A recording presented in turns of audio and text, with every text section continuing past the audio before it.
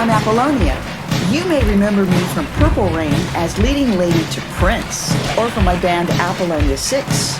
I've starred in films, TV shows, and I've been on the cover of magazines all over the world, including Playboy.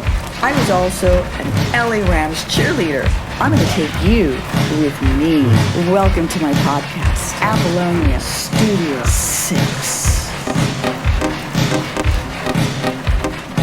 Hi, I'm Apollonia, and welcome to Apollonia Studio 6. And to my right is my fabulous co-host, Mr. Seth. Who's here today? Who's our guest? Oh, today, our very first guest, it's only fitting. She was the vessel for this beautiful disaster right here. She is the multi-talented, unbelievable. I will always call her, even though I get in trouble, the first lady of the Minneapolis Sound, but she's so much more. Jilljones. Yeah. Thank you, Ms. Jill. Thanks, guys. How sweet. Thank you so much for being here today. Thanks for having me. I'm so excited to be here. My beautiful sister. Yes. Loving this whole. You like it? We look at this. So pretty. We have great people here helping us, today, and we just wanted to make sure that it was beautiful for you. Oh, it's great. And feels really good. Glamorous and, purple little touches. Last night I was putting together, we were researching. We had to research you as well as we know you, that we think. And the first thing I thought was, when I see your name, I have to say this, when I see your name, Jilljones, I always read it in Jerome's voice. Jail! Jill Jones. He has the Midwest Jill. Jill. And I kept hearing that last night. Jail. Yeah. It's jail. But I'm just so thrilled, so honored. My sister, first of all, I look and I read, it says singer, songwriter, actress. I wrote proud mother, wife, activist, legend, my sister Jilljones. Thank you. Wow. That means a lot. It's so funny how everyone affiliated with this whole purple world, we all have, we sometimes forget sometimes you're reading just what's on Wikipedia and all of that. And you can sometimes forget the personal stuff that a lot of people don't know. That's right. That really means a lot to each one of us. Like I know things about you and Seth and everyone else that doesn't often get highlighted. So I'm and activist. grateful. I mean, you are so incredibly eloquent, brilliant with politics, activism, that so many times I read, what you're writing about, and I'm not very political, and it just, I have to admit, it goes right over my head so many times, because she's so involved, and I learn a lot from you. Oh, thanks. I go then and I Google what she's, writing about, and it's just always so deep and it's always so profound. I think that evolved over years of just being angry.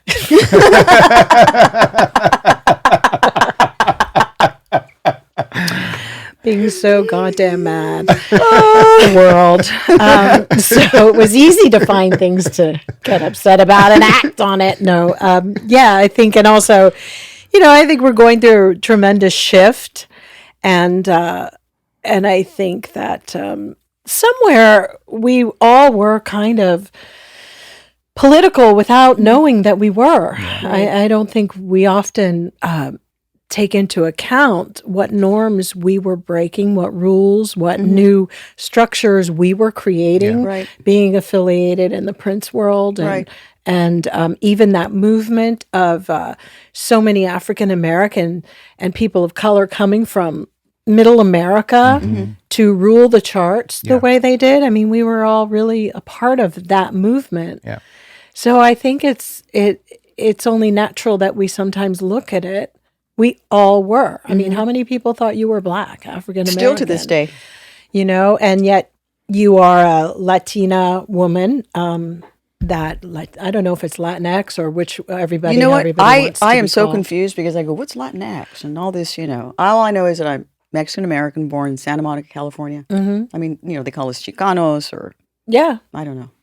But that was a big step too. I mean, it really, I think all of it. And even though the journalists weren't really writing about that movement, it was definitely happening. And it was changing the way casting directors were looking at people, Yeah. the way scripts were getting approved. So on that, I would have to say we all played a really big part You're right. in a movement that changed things. It was changing, I even dare to say that it was changing the rules of beauty. Absolutely. You know what I mean? The rules of beauty. Dare to say it, Seth. Yeah. It was changing the rules of beauty. Totally. I mean, it wasn't just about being, blue-eyed, blonde-haired. Now it was, now the most beautiful women were the Vanities and the Apollonias and the Susans and the Jills and the, it was okay to, it was okay. And that was an unbelievable thing, because when you think about all the girls that came after, that mold, you ladies were really the mold for that. Oh, true. Because when you think about like those Bonnie Bell commercials and stuff in the 70s and the type with the bangs that came here and they were sort of mousy brown, those type of, I don't even know the models who they had during that time, but it definitely, they were almost really milquetoast looking, almost very bland when you look at it now. All American girls. Yeah, and that was all American. And then these bombshells came along and just changed the game, which had to be done. Yeah. I mean, the thing about, I used to say back in the day, which people probably won't understand what it means, but we were sort of like a Benetton of colors. All of us, everybody. And that's what, he chose. Now I'm going to go back. You were born, I was reading July 11th in Lebanon, Ohio. Yep. Right? And your mother was a fashion designer and your father is a jazz musician, drummer. Mom wasn't a fashion designer. She was modeling. That's how, and a singer, how she got out of Lebanon. Yeah, model. Yeah. Okay. So tell me about that, what it was like growing up. Ooh.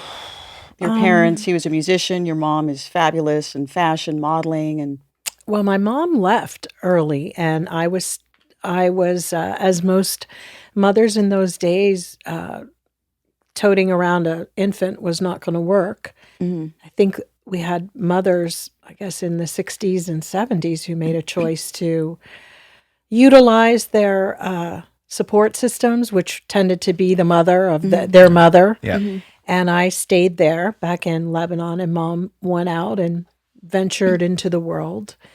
And my dad, I never really met my dad. I only spoke to my father on the telephone my whole life. And he was white, Italian, family based in like Middlesboro, Kentucky, and different regions of Kentucky. And I guess during like at the beginning of the census, when census, like in the 1800s, a lot of Italians came to Ohio, believe it or not, after they got off of Ellis Island. A lot of Italians and Germans went to Ohio, and specifically around Cincinnati area and Hamilton area, and then a few, they just branched off. Yeah. But my dad's family was incredibly racist, like incredibly racist. His mother was. And so after my mom had me, then his mother decided to move the whole damn family to Hawaii, so you couldn't get any further away from Hawaii. Whoa. Wow. Whereabouts in Hawaii do you... Like, I don't know, Honolulu somewhere. I mean, my stepmother to this day, my dad's wife, because my dad's passed on, it's funny, I have a whole different life now, knowing his wife, ex-wife, who was a singer, who worked with Herbie Hancock, who was a jazz singer. Whoa. My dad played for Don Ho. He was really? like a drummer. Yes. Wow. And so it's so interesting that through all these years, I remember I was doing a session at Herbie Hancock's house, and I remembered that he knew of my stepmother. It was like kind of like going home, but I didn't really know these people. So everything sort of comes full circle. And then my mother left, and when she was modeling, she was doing a lot of the Detroit car shows and those kind of things. All those shows. And she met my stepfather, who would later be Fuller Gordy. Yeah. Then we moved to LA. That's how I got out here. Wow. It's the only way. So you get out here, and your mother at the time started to represent Teena Marie. Yes, she did. Wow. I was reading, I was like, what? Yep. She met Teena when my mom was working at Motown, and Teena had been signed with a band. And the band looked like it was going to get dropped. Is that the band she was in with Carrie? No, Gordy? that was Okay. another when Okay. they didn't know what to do with Okay. poor Teena. Go figure. But she came in and was signed with a band, and then they decided they weren't sure about the band because they also had just signed Tata Vega as well. Tata Vega, who went on to work with Andre Crouch and doing more gospel stuff. But at the time, they were kind of rivals, and they were kind of coming off of the heels of Shaka Khan. Everybody wanted to find a duplicate Shaka Khan, Right. in essence. Right. And Tina's dilemma was she was white and she sounded black. And then, and Tata was like Puerto Rican, which is so, interesting too. But then Mom was managing her. She befriended her, and we used to take her up to like the family. We used to have backgammon tournaments. The family, Gordy family, would have these big, huge tournaments that people would come from all over to play in. Fun. Billie Holiday, Billy D. Williams, Oh, wow. Diana Ross, all of these people would be at these things. And it was really like a weekend full of going into the finals, like who's going to make the finals and who did this. And So competitive. it really was. It was the same when they would have tennis tournaments, same thing. How much fun. And everybody was really, because there was a huge prize too. right. Yeah. And Whoa, like what? lots of money would be a Really? prize. Yeah, you get a trophy. And it was incredibly competitive. The Gordys are incredibly competitive people amongst themselves. It was always good, healthy competition. Yeah. But we had like a backgammon table at our house, like in my own house. Right. It was great. It was beautiful wood. It was gorgeous. We practiced. How fun. And so Teena kind of got Barry's ear that way. And Okay. and then she moved into our house too. So, Wow. yeah. So Teena became, from what, being unfortunately at her funeral, I know what she means to you and meant to you. She was your family, a mentor and a sister. Totally. And you started singing at the age of 15 with her. 15. Was that your first professional session was with Teena? Or had you been doing sessions before that? I have a funny feeling that somehow, yes, there was a Mary Wilson kind of stint in the middle of that. I sang backing vocals on. And I can't remember if I got that through Iris Gordy, who was like my stepsister. Okay. Which would make sense because I already knew about studios basically from, I lived at Iris's house through the week because I went to a school in Beverly Hills and my parents' house was in Hollywood Hills. So I had to like find a way. So I lived at Iris's in the week, and I would end up at the studio a lot when Tata Vega was making her album. Yeah. So I'm almost inclined to say, no, it wasn't. Okay. But then being at the house with Teena living there turned into, we had a Jack and Jill bathroom. Yeah. So it was easy to hear her writing songs and her asking me to come. But to get fully in the union and all of that stuff, musicians union, it was through Teena for sure. Tell me the story about as we're on your kind of first things here. How did you end up on the album cover as a little girl? Tell me that story. For Ozone? Yes. Well, okay. So, because it was the Gordy family, we had a lot of access to a lot of people that would come to family events and whatever. I don't know if some people wanted to garner favor. Yeah. You know, all of that.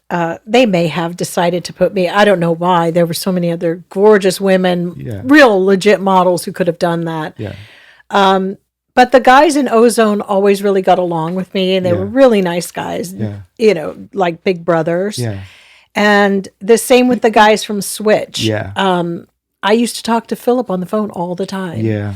These guys would call, and you know, it was like, oh, that's Barry's stepniece or whatever. And I think, you know, it was nice and pretty harmless. I think that maybe I kind of got to be in the realm of it just because of proximity and because they weren't stupid about how to get more attention for themselves. How old were you? I was definitely about 14 or 15. Yeah. That's what look. And we'd gone out on tour with Sean Cassidy, with Teena, which was really funny because then years later I was going to school with his brother Patrick. Really crazy. Like, do you have the album cover? I do. I think I do have the album. Someone sent me that album. I've got it. He has it. Oh my God, that's for sure. Yeah, they put my hair in a little ponytail. You know, and I had a kind of punk shirt, which was adorable, so funny, right? So you go from 14, then 15. So you start singing with Teena on several of her albums in the early 80s at Motown. Yeah. So you're not even 20. And you're, I mean, working at Motown with these incredible people.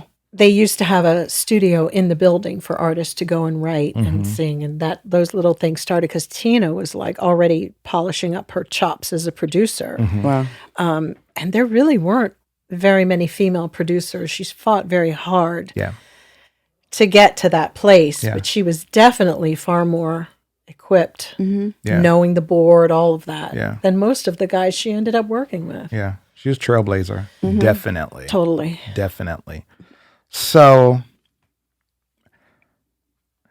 you know, we know she gets with Rick. Rick kind of launches her star out there, but Teena was really kind of her own artist. True. You know, she was really her own artist. So she ends up with Prince. And I remember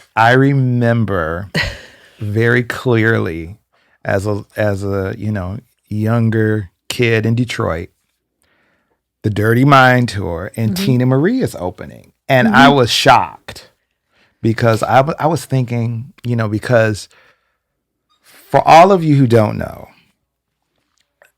but most of you that are true Prince fans know that this whole rivalry with Prince and Rick that started with the 1980 tour where Prince opened up for Rick, it became legendary.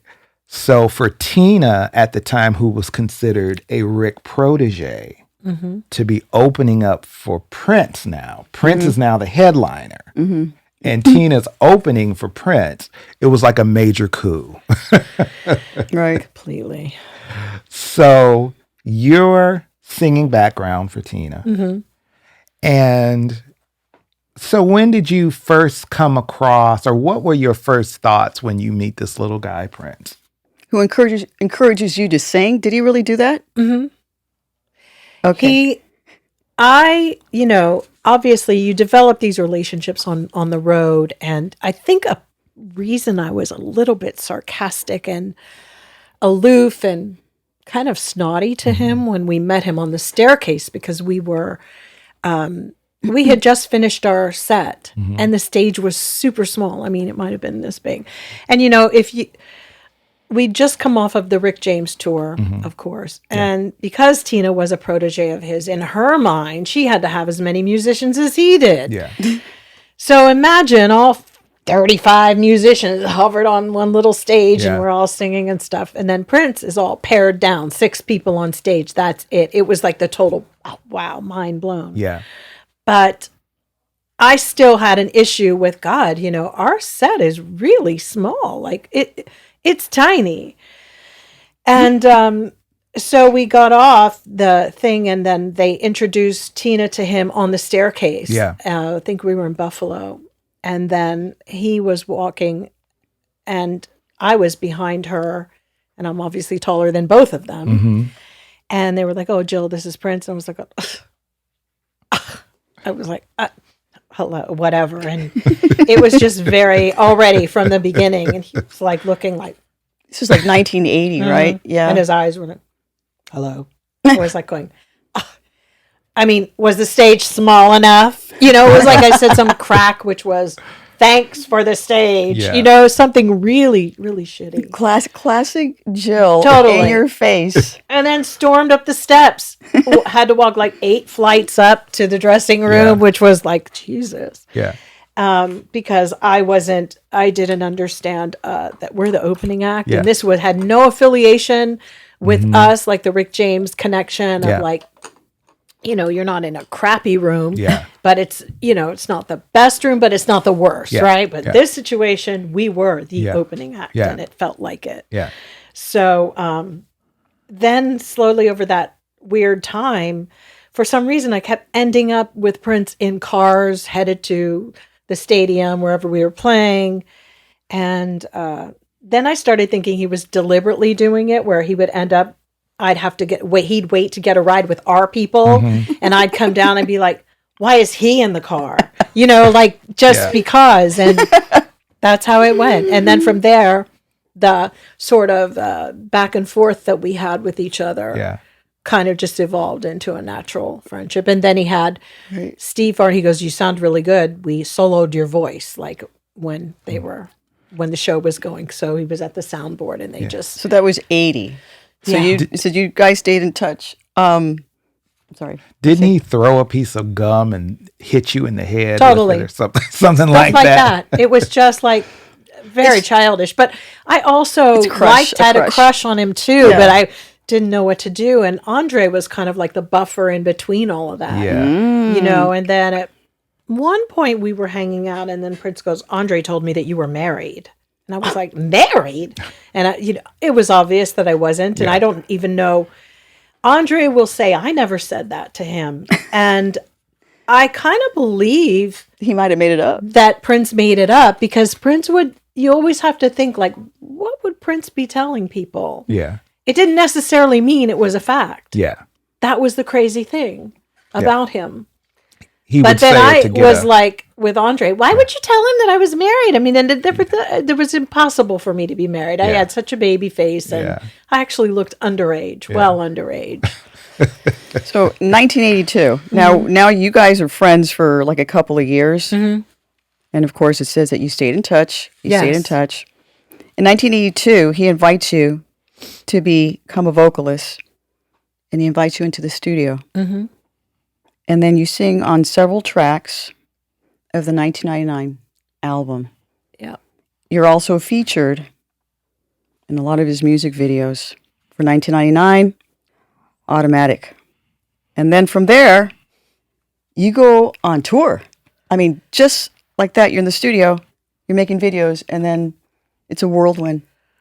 Yeah, I mean, you have to remember that whole year was really fast-paced, and I think he knew he was on the precipice of something really great with 1999, because Andre had just left and he was kind of on his own. And I think he was a little colder as a human being at that point. I think he gave himself permission to be as incredibly selfish as he wanted to be, which we often need to at times if we want to elevate or move forward. And I think there were parts of that journey that he knew only he could do. It didn't require the whole band being in the studio recording like other bands did. This was really his own. He had more money from the label. He delivered what he needed to previously, so he was able to get these new drum machines and new equipment, and he could be as creative as he wanted. And I think he was just creating his dream world. And that time he also had broken up with Susan Moonsey. So he was going through a really big transition with people and people who were his support system for a while, and how to repurpose them in his life. And that for me is where I think I came in, because I was like a neutral body. I didn't really know all of these dynamics with people. So I think that it was easier for him to really just be free and creative, and we got a lot of work done. Do you remember what the first song was you sang on? The first song, I believe, was actually Boom Boom. Mm. He wrote that after he had asked me to give him some music. I had a tape that I had done on a piano with a writer. I was kind of doing like some old Pat Benatar sounding stuff. Like, it was really funny. Vengeance is mine and stuff like that, right?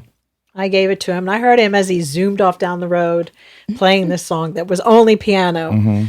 And I was like, okay. So after that, he wrote the song. I came in and I sang on that. Yeah. And it was great. He was like, oh my God, this is so amazing. Took it to Farnoli and all of those guys the next day. They were like, we want to sign it. But he was also working on Vanity 6, and they were in and out of the studio, and he just really didn't have the time. Yeah. And so then after that, I think it was the very first one, might have been Lady Cab Driver. Okay. So let's talk about, that's probably the most infamous song. Yeah. You told me a funny story. I don't know if you want to share it or not. Oh, you About could share it. the infamous section of Lady Cab Driver that is so known. And how probably how people think it's probably so sexual and romantic. I know, I feel bad. And how unsexual and romantic Totally. it probably really is. I feel terrible for breaking this whole mystique about it, but I guess I can now. Okay. I mean, everybody is like imagining all sorts of things, because we even had the bed springs rocking on that thing. Right.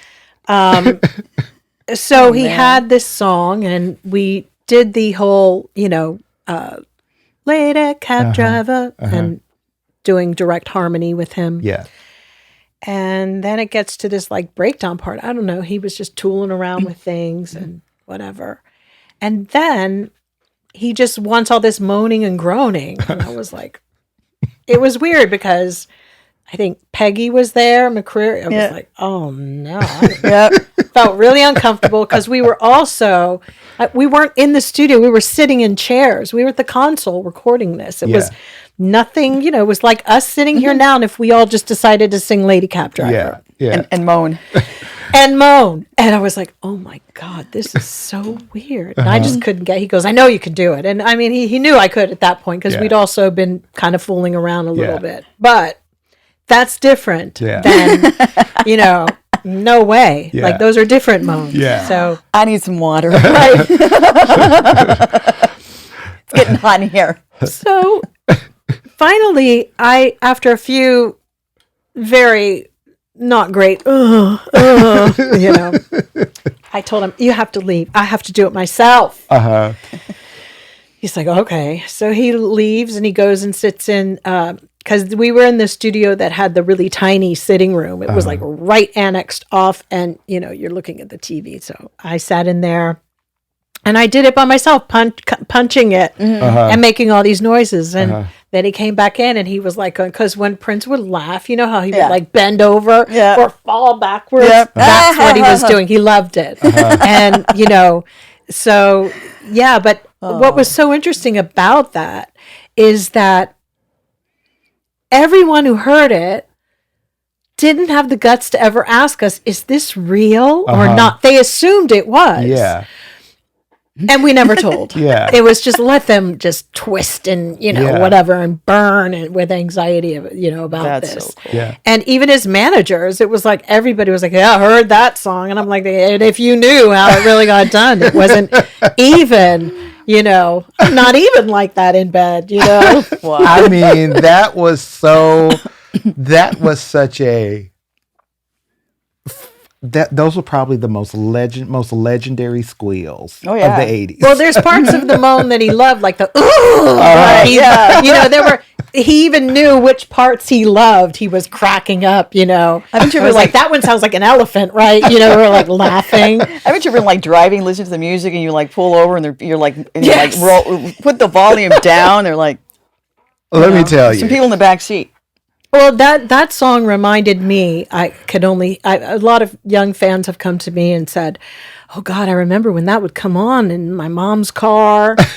And I said, "Oh, I know the feeling because I used to have that feeling when Minnie Riperton's "Loving You," where she would do the high note, and I was in the car with my stepfather. Right. Somebody I was always like, "Ooh, making love with you," and I changed the channel, So I felt for them, I know how you feel. Or Donna Summer's "Love to Love You, Baby." You didn't want your parents hearing you, or even look like you even knew what was going on when the song was in the car. You're like let it go over my head. Let it go. What about? Remember Carly Simon? When she would sing, I started singing that at home. I was a little kid. Mm-hmm. Daddy, I'm no virgin. Oh, right. And my parents would look at me, right?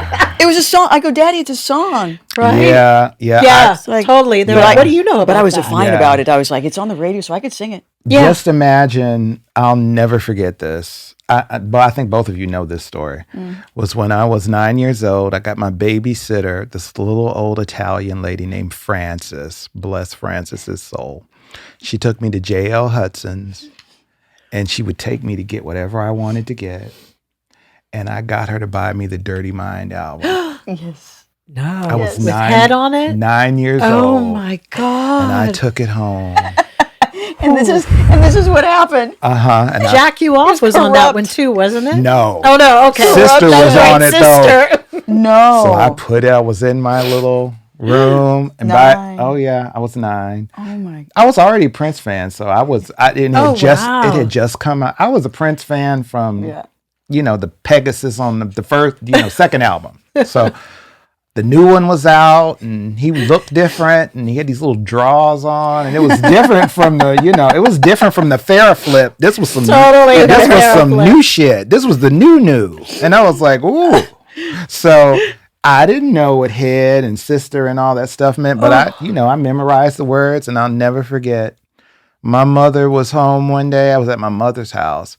And I was blaring head, and I was in there singing, morning, noon, and night, I'll give you head. Oh, no. And she came in there and said, what did you just say? I'll give you head till you're burning up. Oh, no. Head till you get enough. Jesus. She said, give me that album right now. But what she didn't know is I had already put it on cassette. Oh, so I handed it to her. I cried when I handed it to her, But I had it on cassette, so I continued to listen. Oh my God. And it's so funny considering, she was on stage with Parliament. Yeah, so she was singing stuff like Icka Prick and Iron Pussy. Right. That's a whole nother thing. But it's a whole new thing when it's in your own household, and when it's in your own house and you're singing, incest is everything is said to be. Oh. No. I know. So that was not flying. That was not so flying for me. Oh, man. But he did push the boundaries. He really did. For sure. He really did. I don't even know if anybody had ever written a line like incest is everything. Yeah. I don't think I've ever heard anything like that. No, me either. Have you? No. Anything? No. Yeah. So, but quite explicit. I think that, and I might get in trouble for this too, but say it. We've had conversations. Well, I'll say it. And I think I can't speak for you, but I'll always say this: that to me, Jilljones and Lisa Coleman, they are, to me, voices, sounds, their voices, their tones, Lisa's combination of notes.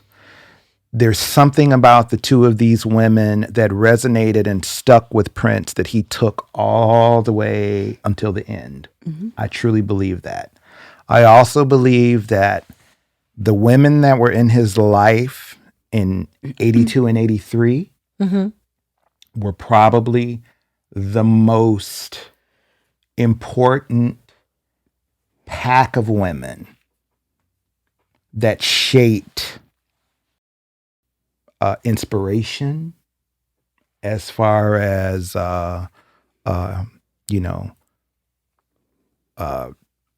all the stuff, good stuff, bad stuff, all the Everything, stuff. right. They, to me, just my opinion, made him who he became and made him the icon he became. Yeah. It was that culmination, that recipe, that jambalaya. Well, I think it was also a part of the fact that all of the other people in the music business during that time were, if they went and got backing vocalists, they'd get the Jones sisters, the Jones girls, and whoever else, and it was always very singy. Yeah. And what was so great about Prince is that it wasn't singy. Yeah. His backing vocals were very simplistic, and he was not a fan, and I quote, of vibrato at that time. Yeah. He hated it. Hated too much vibrato. He wouldn't like it. And if you would be like, go to Broadway. I think he learned to develop an appreciation for it later, but it was not going to be, that would have pigeonholed him too much for the R&B charts. Yeah. So I think he liked the very clean, kind of straight voices. Not that we couldn't all do vibrato, but even with all the women around him, we just approached each melody very simplistic, and there was a pureness of the actual sound of the note without any affectation. Yeah. And he worked really well with the fact that he could shape a voice. And I don't think he actually did all that well with people who were like crazy, crazy singers. And I know that he started singing, having a lot of the women later on who could sing rings around probably all of us earlier women in a bunch. However, I don't think that it was the best of show for him. Yeah. I think when he was at his best, when he was the simplest. Yeah. His thoughts were more fluid, and he was at his best when everything was simpler. Yeah. For me. Yeah.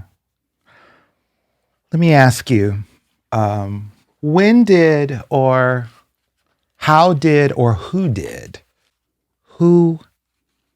idea was it for the kind of like the bombshell, the Maryland transformation? How did that happen? Him. Okay. Watching a movie. Uh-huh. Watching, I don't know, we were watching either Swept Away or actually the one with Jack Lemmon and Some Like It Hot. Okay. And it's such a great film. But Yeah. then in the middle of it, because he had a VCR. It was a big brown VCR. And he definitely kept that thing replenished. They always had some kind of movies for him to watch. And Yeah. stopped it, and he was like, come here. And so then he took me into the bathroom upstairs at that Purple House and was rummaging through the drawers and saying, you just look kind of plain with your long brown hair, and when you're next to Vanity and everybody else, just kind of, and I was like, well, I don't know about that. But anyway, he took out these little tiny scissors and he started cutting my hair. Would you let me do it? I was like, yeah, okay. So he did it. He goes, I want to make it like, he wanted it like his. But then the next step, that it was a nice novel idea, but I didn't have white people's hair. So in the middle of July in Minnesota with like humidity at 95%. Hot and humid. My little thing, I started looking like Jimi Hendrix showing up to the rehearsal. It was shorter, and it was like, I had to put a bandana around it. I was like, looking like I came from the band of gypsies, and instead of Maryland. And then he wanted to go and have it bleached. And one of the things was, if it's bleached a little, to get a little straighter. I was like, okay. So they did that. And it did get straighter, also got thinner, because while they were blow drying my hair, I could just see it flying out and hitting like the mirror. Oh, no. I was like, oh my God, because, but it went white. It was platinum. Then he took me shopping to a thrift store, bought a really tight dress, black dress, heels like this high, threw on some black Ray-Bans, took me to rehearsal, and Jimmy Jam and The Time almost like fainted. They almost died that day. They were all... then it was sort of like they should have just been playing Beethoven's dum da dum dum dum, whatever that one is, because you could see they were all like, "Uh-oh, another transmutation, another one." Like, it was like being an invasion of the body snatcher. So it was like kind of a joke that when you came to Prince, you came in one way, and then you came out of the machine the different way, and it was just like I saw Jesse like. Goddamn shame. Like there, perfected. Now here we are. Oh man. Yeah, it was just like people like going, he changed her hair. Like, I don't know. And Jesse was really honest, but he made me feel the saddest about how I look, because he goes, I kind of liked you the other way, because it really was when your hair's changed like that. Not only, Prince had to do my makeup, he did it. Here, and he had a really nice feathery little touch. Here, if you do that. And then he had the nerve to be like, I could have been a hairdresser if I wasn't. I remember that. Oh, this is going on and cutting my hair. I could have been a hairdresser. I'm like, really? Oh, Meanwhile, those are fingernail scissors you're using on my hair. They had to clean it up at the beauty shop, But he did a pretty good job. Wow. It was asymmetrical. It did have the whole cut, but it was a lot of work to maintain all the time, bleaching, because every week you would see like roots coming. It was really tough. So is that when how did Uncle Earl, for all of you that don't know, the legendary hairstylist for Paisley Park, Earl Jones, who was responsible for probably 99% of the looks in the 80s. Yeah, if for the camp, for the Prince camp. Yeah, and then everybody started getting their own person. Yes. Because Prince's hair was kind of demanding on set, and things was a little harder for him to run around, and because up until the time when I met Prince, he was just using Brill cream on his hair and frying it with the curling iron. Yeah. I mean, sizzle. You could smell it burning. You could smell it, and it was crispy. Those curls were crispy. In fact, all the guys' hair was crispy. All of them. Yeah. That was the only way, because you had to keep that humidity, at bay.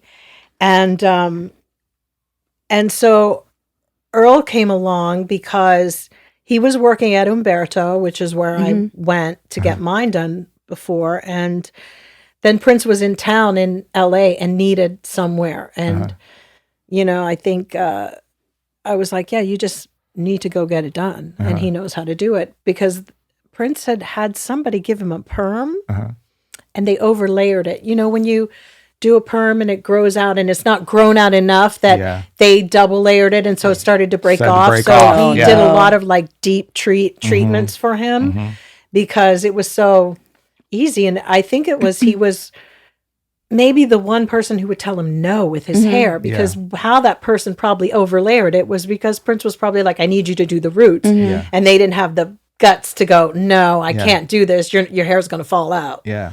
So he worked with him on that. And, to this day, Earl never shared any of his hair secrets. He never blabbed about anything Prince was doing with his hair. Yeah. Ever. We watched, though. Yeah. We just watched how intently he was so worked. private about, he just wouldn't talk about his hair secrets. Yeah. And I think hairdressers from that era and makeup artists were like that. Yeah. They were older, and they just they wouldn't do it. I mean, Marilyn Monroe's guy, Whitey, it took him forever to tell everybody how to do certain things. Everybody had their own look, and Prince knew that about people. So when Apollonia had a look in the movie, it was her look. Yeah. It was in the book. This is her look, and it never should cross with anybody else's look. Yeah. My colors were my colors, and this is the look, the makeup look. I mean, Prince covered it all. Yeah. Light makeup here for her, dark, and it was for every single person. Susan, she'll wear white. Yeah. He was very, very specific. Yeah. Now, about Earl each was person. your mother's brother, right? That's incredible. Uncle Earl. Yeah, Uncle Earl. He's so yes. His just demeanor. Yes. He was not a gossip about people's stuff, because you would have thought I would have had an inside scoop on everybody's stuff. Yeah. And he never He did. was soft-spoken. Yeah. I remember. Just he was. He was. yeah.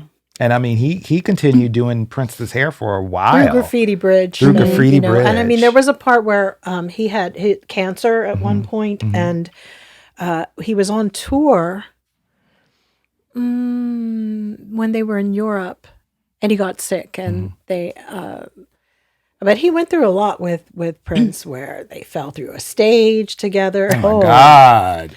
Really? Where was this? I don't know. It was somewhere in Amsterdam or somewhere. There was a thing in the stage where they fell through it, and Earl's leg got really messed up, and later that leg was something with his cancer, where there was radiation that had to be on that leg, which was really then of course he sadly died from pancreatic cancer, like, I don't know, years later. Wow. But dragging Uncle Earl across the world, it was like, okay, he's getting a little old, Prince, but he didn't care.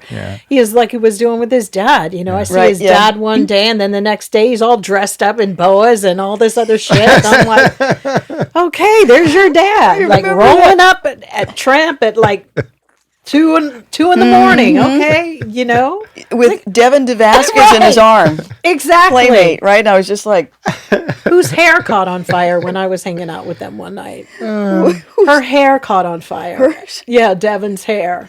oh no, what happened? She leaned across the table, and she was sitting there with John L. And I was mad because I was sure that it was a foil. I was like, Prince is dating Devin. And of course he was. Ultimately, we found out. Or maybe she, I don't know, dated both.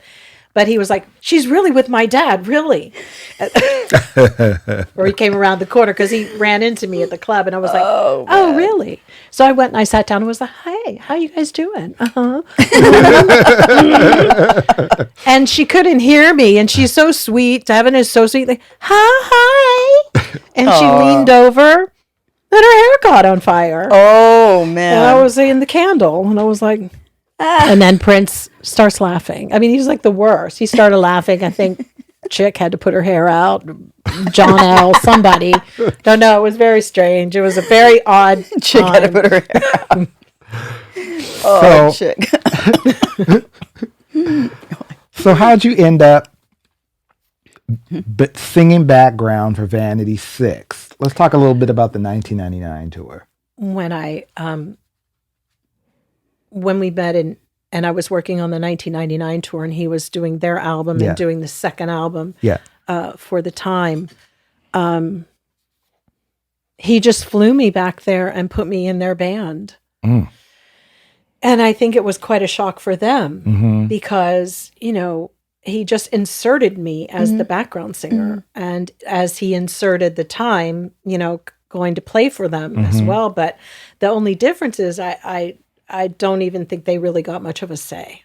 And I think that was a shock because Vanity was also under the impression she was trying to get her sea legs there too. Yeah. I don't think she was quite certain of what his status was with Susan. And then I show up, and I just kind of think that there was a lot of like question marks going around, like, what the hell is going on? Right. And Brenda, of course, wasn't dating anybody, but she was with Roy Bennett. So, and it was very strange because we all just sort of functioned, hey, you going shopping? Well, I'm going to go downtown, and that's that. But soon I think it wore on Denise a lot because she also had a lot of pressure where he wanted her for the film. At one point, and I think then it just turned into like leveraging each other. And then I think when we all had this rehearsal for dancing, like the scenes, and we were taking classes and whatnot, and another girl that Prince was seeing named Katie was giving us the dance class. I think that was the nail. The Katie. Was she Asian girl? Asian, and she was with the masking tape on the nipples. Yes. And I think that was the nail in the coffin for the movie. Honestly, because me and Jerome were like the ace students in the class. For some reason, we were great at jetés and all this shit. And we went there, but I knew about this relationship he had with Katie. But it took Denise a minute to figure it out. And then all I know is Prince was coming to me saying, like, she wants more money for the movie and blah, blah, blah. And I'm like. And the movie we're talking about, this is 1983, Purple Rain. Yeah. So it was just a lot. Keep You're us. having a girlfriend going, okay, everybody, bend over. Now do this. And women just don't function that well. I think it was like she'd already been on tour, Vanity. We'd already been on tour. We dealt with all of that. But then here we all were. And our choreographer was another girlfriend that you're passing off as just the girl who's working in the dance studio. That's sticky. That was him. That's real sticky. Sticky, huh? Yeah. Oh, one more funny 1999 story. Tell us a story about when Jam and Lewis got fired and you ended up doing the time concert. No. It was horrible. That was like Vanity 6 needed to go on stage. Yeah. And there was a snowstorm. And, we had a few days off. So, it was like, okay, where's Jimmy and Terry? Yeah. We're backstage. We all had our sound checks. Like, where are they? Yeah. And they're like, they didn't make it. They're not here. Oh, my gosh. And I was like, oh, my God. And it was just like you could hear it. It was the silence backstage that you didn't want to fuck around with. You just didn't want to say anything. You didn't want your shoes to make a sound. Yeah. It was just that tense, right? Yeah. And Prince looks over at me at one point and goes, you stood by Jimmy Jam all that time on tour. You know his parts? Because I had taken piano myself, but taking piano lessons and playing a freaking concert are two different things. Oh, I don't even know what to say. It was kind of like, and I rose to the occasion, almost like, I speak jive. I'll do it. Like, I can do it. And that's what was funny about me and Prince. It was kind of like, I can do it. Yes, we'll do it.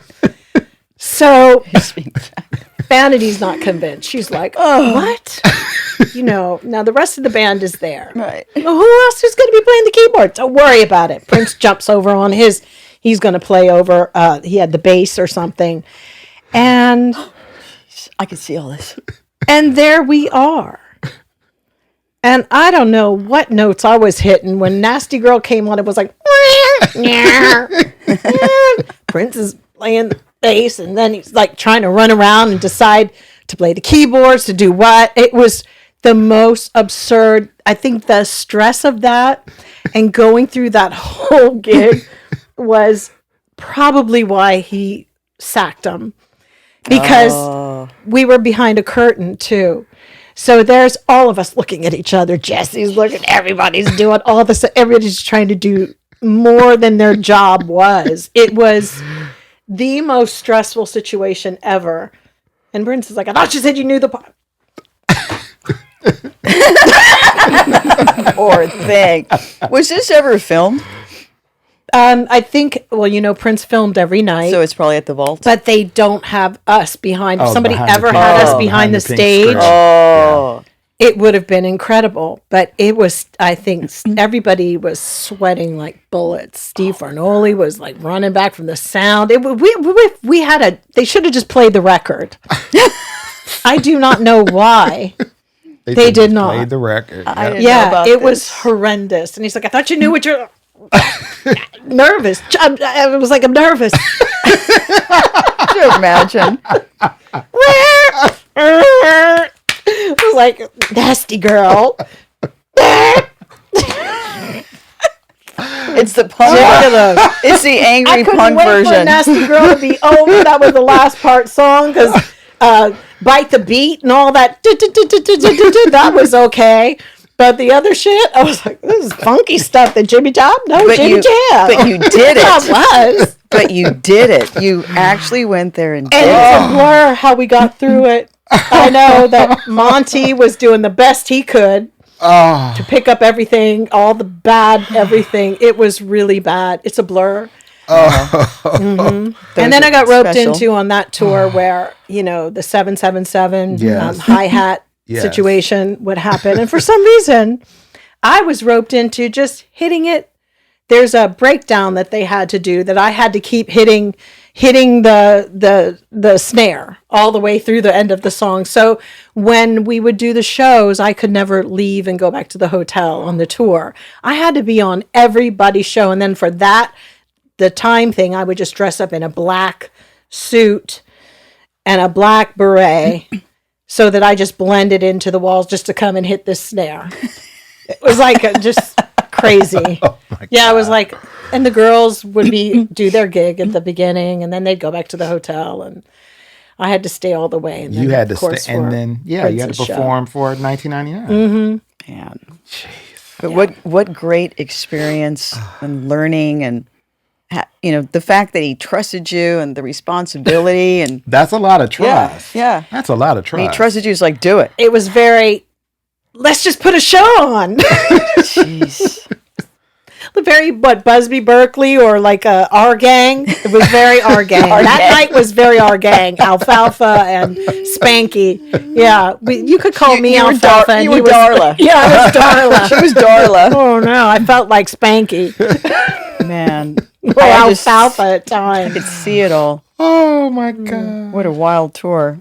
So now you're back now, 1983, and you're saying you're doing your classes.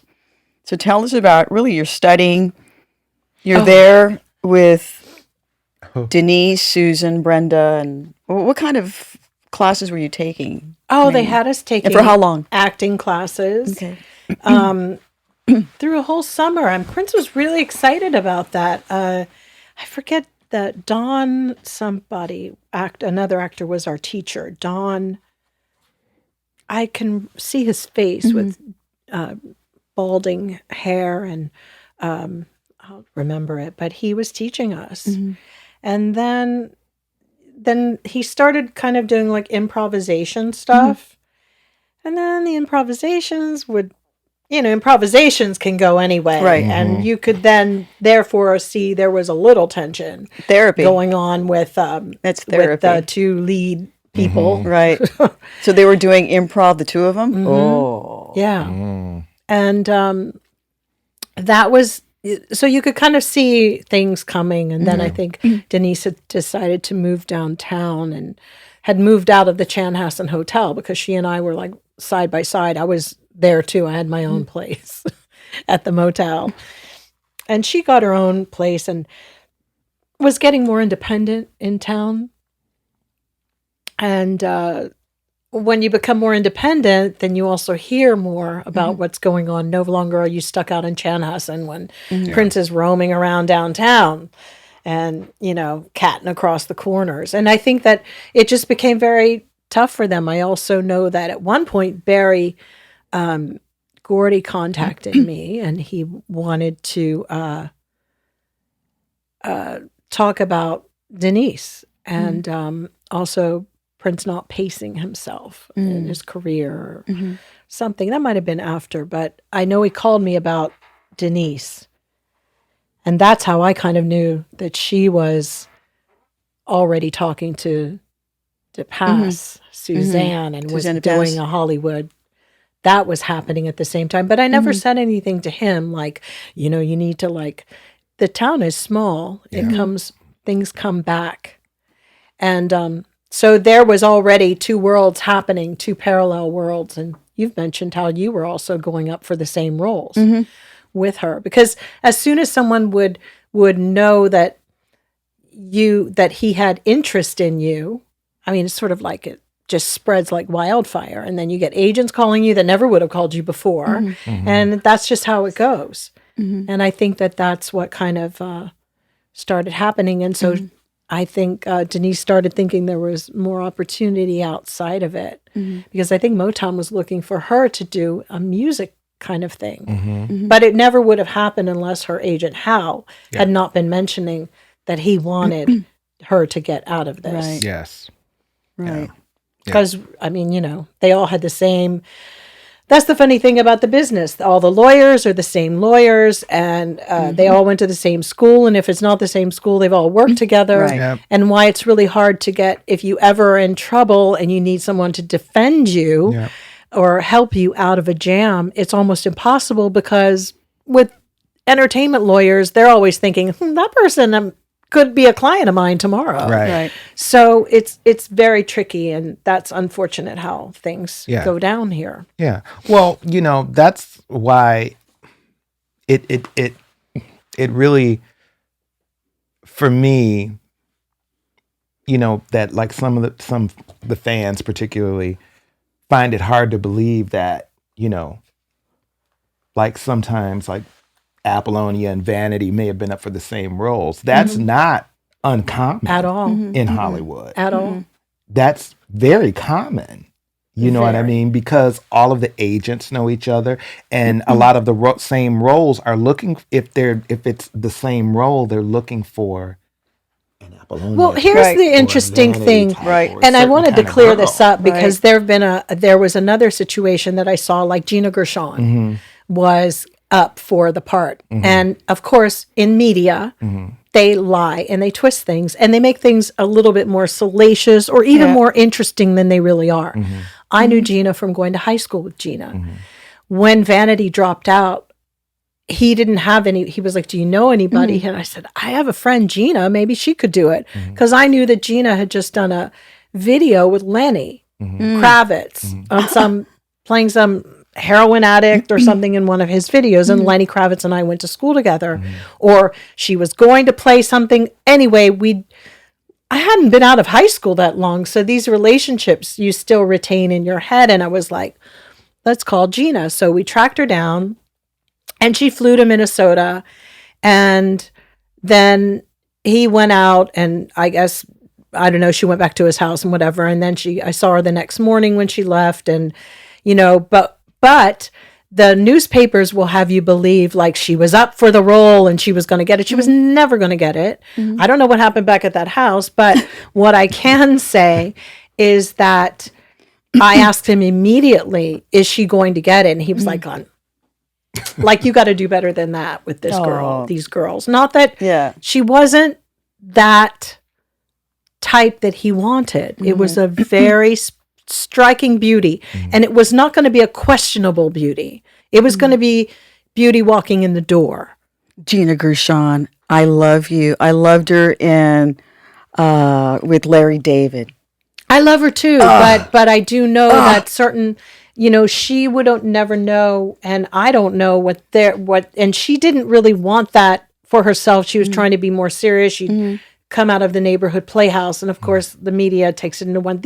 Everybody is an artist and they do whatever they do, but the type of beauty that he was looking for had to, like he said, make Vanity nervous.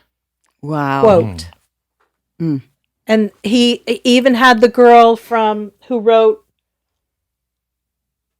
Love. Carol something.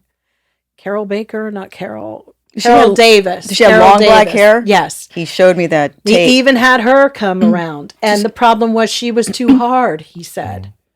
Now, I know, and no, I mean, and she knew a bunch of languages, and she was very sophisticated, but that was just what he said. Now, he could have told somebody else something different, but all I know is what he said to me. Was she African American?